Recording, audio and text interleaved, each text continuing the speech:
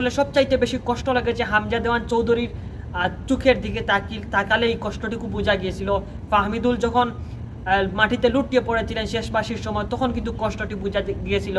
সামিদ সোম যখন ইন্টারভিউ দিচ্ছিলেন, আসলে কান্না ভেজা মনটা ভেঙে গেলে যেমন কথা বের হয়, ঠিক তেমনিভাবে সামিদ সোমের মুখ থেকে আমরা ইন্টারভিউটুকু শুনেছিলাম।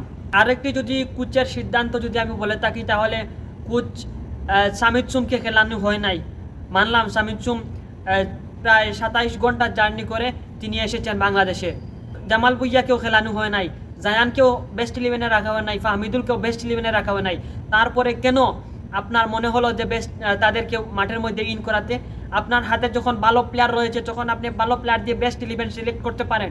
আপনার হাতে ভালো প্লেয়ার রয়েছে, সেখান থেকে বেস্ট ইলেভেন সিলেক্ট করেন। প্রথমে আপনার ম্যাচটি বের হতে হবে, তারপর আপনি হয়তো বা যখন ম্যাচটি নিজের হাতের মুঠে চলে আসবে, তখন কিন্তু আপনি এখন বা আগে 4 জনের বেশি ফুটবলার আপনি ইউজ করাতে পারেন।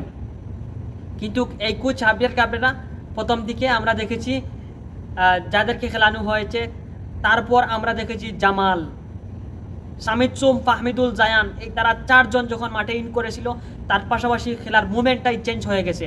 এই 4 জন যখন মাঠে ইন করলো, তখন খেলার মুভমেন্টটাই চেঞ্জ হয়ে গেছে। আসলে এটুকুই হচ্ছে কোচের সিন্ডিকেট।